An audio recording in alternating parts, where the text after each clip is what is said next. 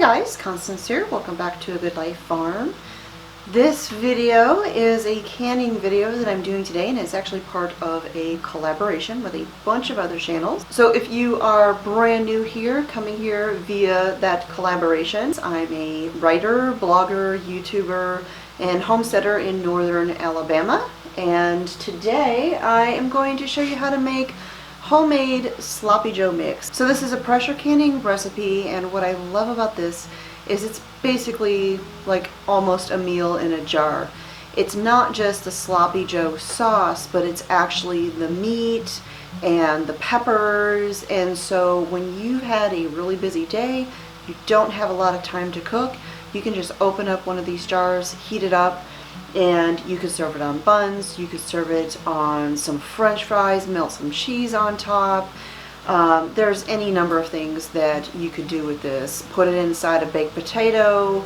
I mean, it's really just whatever you're inspired to do with it. And so the first thing that I am doing is I have 6 pounds of ground beef. And I'm going to brown it in batches here in my big skillet. And as each pan full of it browns up, I will drain out the grease, take that meat, put it into a pot, and once it is all finished, we will move on to the next part. Alright you guys, so I have got my 6 pounds of ground beef cooked and in my big pot here, and we're going to add in 4 cups of regular tomato sauce.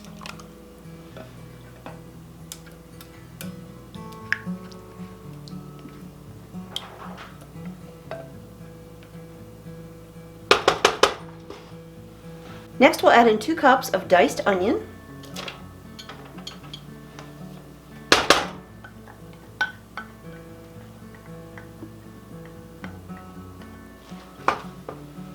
One cup of diced bell pepper, and I'm using multicolored peppers from the garden this year. I've got purple, red, and green bell peppers. And these are actually bell peppers that I had diced up and frozen, and I just store them or I freeze them in little containers, usually by the 1 cup or 2 cup, which makes it really easy when I'm wanting to use them for recipes, because they're already kind of pre-measured out in quantities that I would use on a pretty regular basis. Next, we have 6 cloves of minced garlic,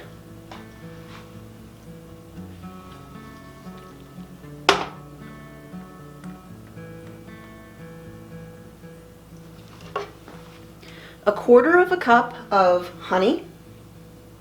You could also use brown sugar if you like.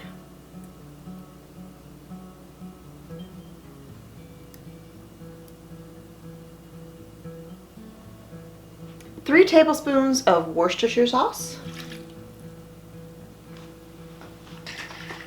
A 1/4 cup of apple cider vinegar.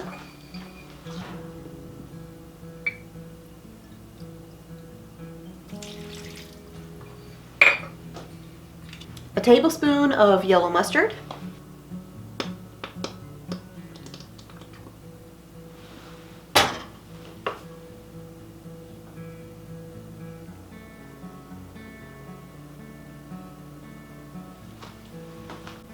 Two cups of beef broth. And finally, we're going to add in a 1/2 teaspoon of salt and a 1/2 teaspoon of black pepper.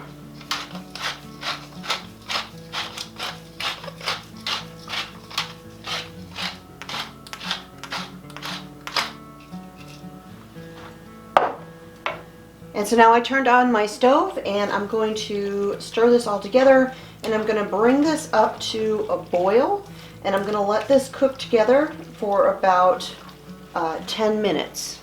And then I will grab my jars and my pressure canner and my canning tools, and we will start jarring this up.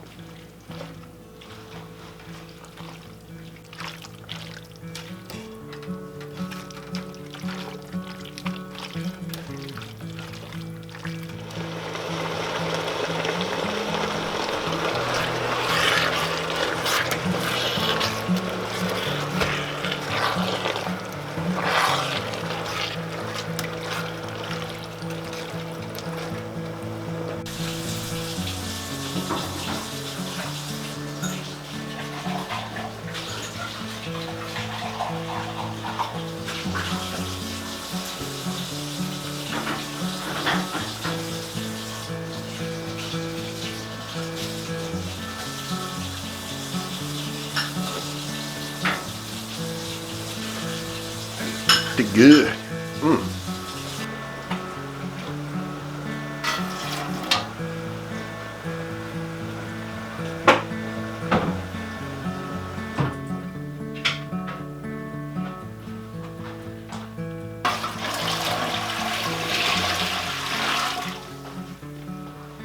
Alright you guys, so now I've got my pressure canner here set up. I've got a couple inches of water in there.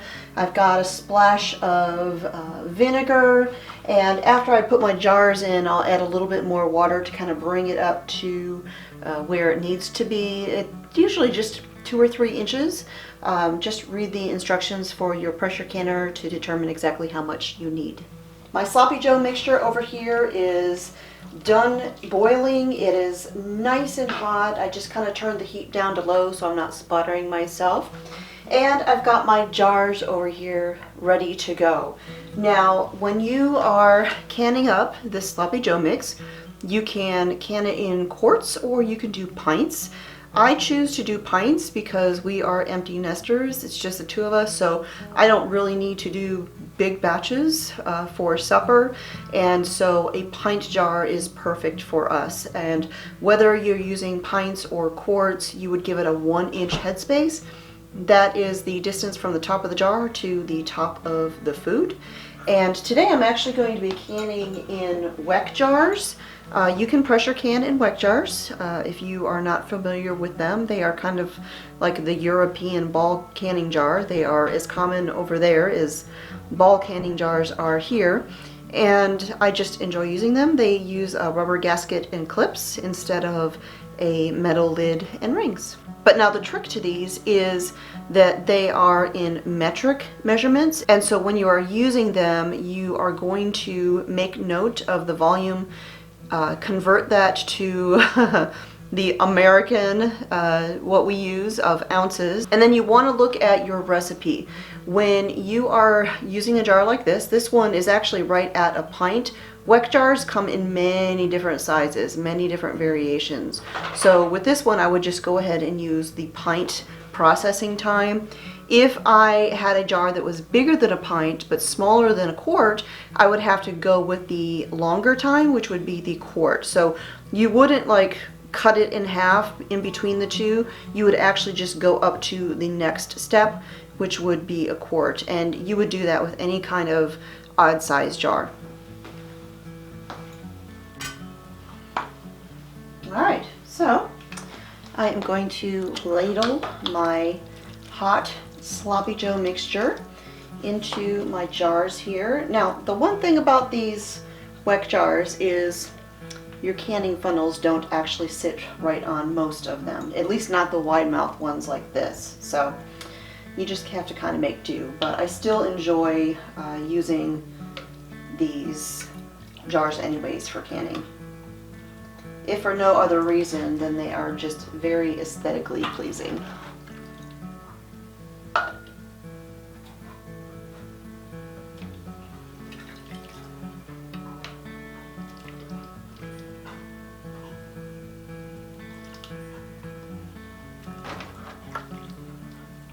And I'm just going to fill up my first few jars, and then I'll adjust the level of the contents to make sure they're right there at a 1-inch headspace.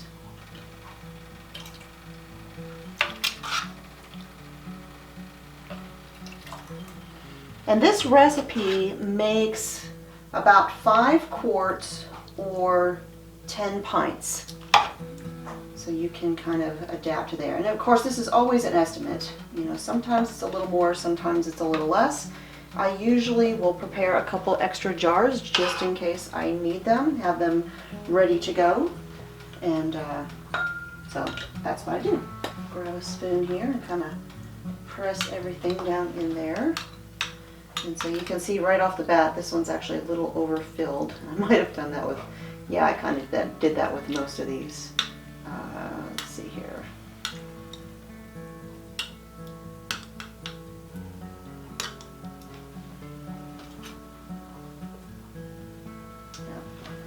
So take a little bit of that out, just toss it in another jar.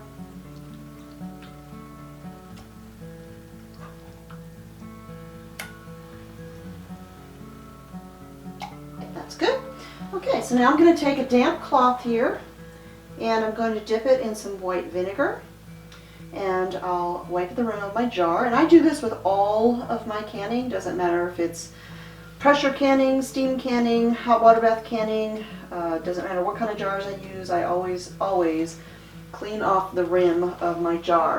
Alright, so with the WEC jars, I take a lid here, put a gasket on it, that.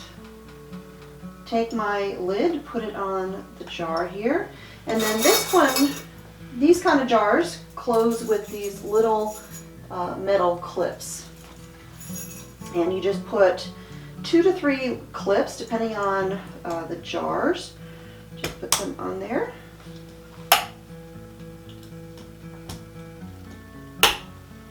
And I do 3 of them on these. It is actually recommended that when you are pressure canning with WEC jars that you use 3. And we will repeat this with all of the sloppy joe.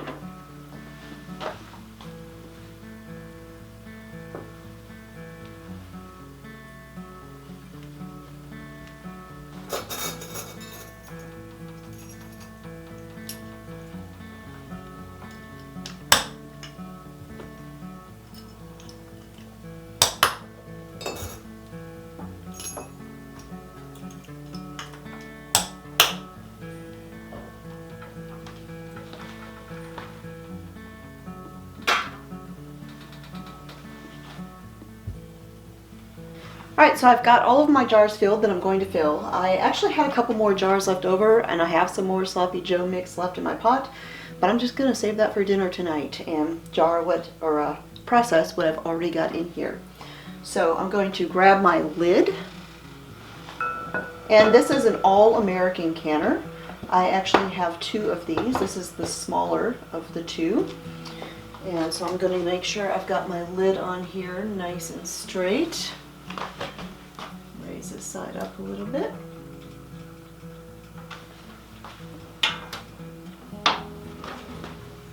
Raise this up a little bit.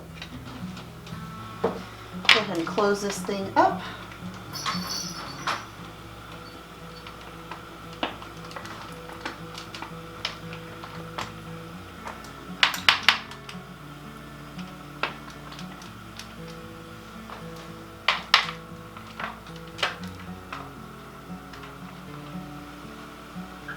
Double check one more time, make sure we're nice and level.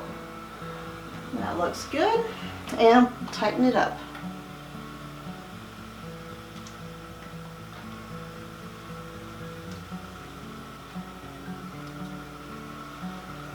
Nice and snug. Nice and snug, but you don't want to crank it down so hard that you can't get it open later. Alright, so now I'm going to let this start heating up. I'm going to make sure everything is nice and hot in there by watching my little vent.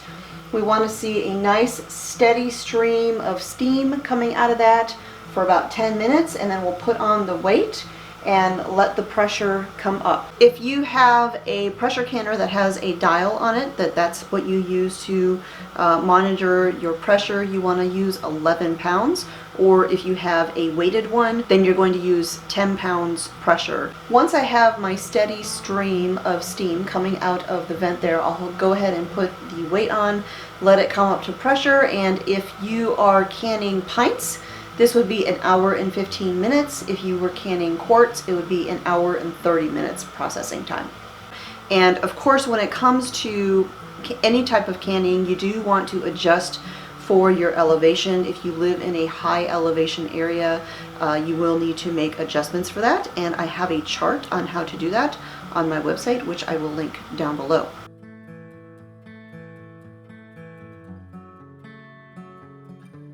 Alright, so everything is done processing. The pressure came down, I removed the weight, and so now I'm going to crack the lid.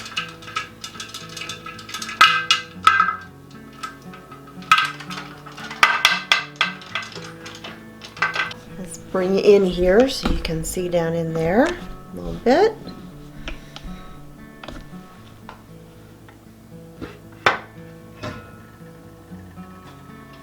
You always want to tilt your lid away from you so you don't burn yourself. Everything is hot and bubbly in there. So now we're just going to let this sit open like this for 5 minutes. And then after 5 minutes, we'll go ahead and remove the jars over to my covered surface, and then we'll let them cool. So we set a 5-minute timer.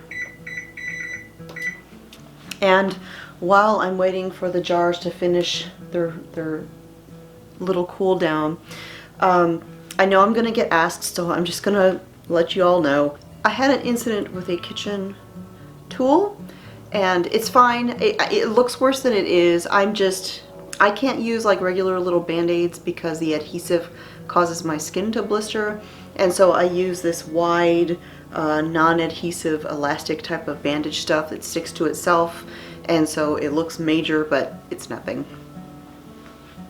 And I just say that because I know I'm going to get asked.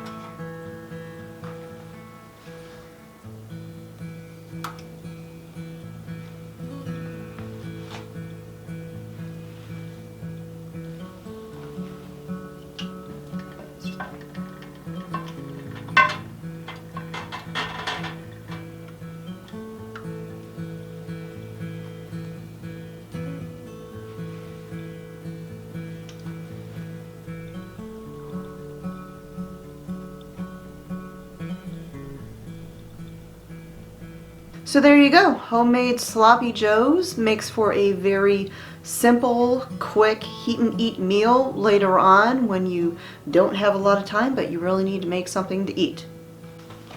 Now, one last thing about canning with these weck jars that's kind of neat. Now, those jars are going to sit there overnight, and tomorrow, sometime during the day, I will remove the clips. I'll test the seals just by lifting the jar up by the lid, make sure it's nice and sealed, and then I will label them and put them away. One of the things about canning with these weck jars is these rubber gaskets have a little tab that sticks out right there. And what's kind of neat about them is you can just look at them and you can tell right off the bat whether the seal has taken or not, because this little tab, when it is sealed, kind of points down. See how it has that downward angle? And you can at a glance look at that and know that that jar is still nice and sealed. So just a little tip. And you know, I really like using these weck jars. Like I said earlier, they're very pretty jars. You can use these over and over and over again, just like you would Tattlers or the Harvest Guard canning lids. You can use them over and over and over again. And they actually make little like plastic lids that you could put on the jar after you've opened it up. So if you open up a jar of watermelon jelly, you can put the plastic lid on it, stick it in the fridge, and you don't have to keep using the glass lids with the metal clips. So that is it for today. Thanks for hanging out with me here again in the Homestead Kitchen. Be sure to check out all of the other videos that are going on with this collaboration. Great canning videos all through the month of January. There is a playlist of all of these videos, and I will put a link to that underneath this video. So thanks for coming into the kitchen and canning with me again today. My name is Constance at A Good Life Farm, and I'll talk to y'all next time.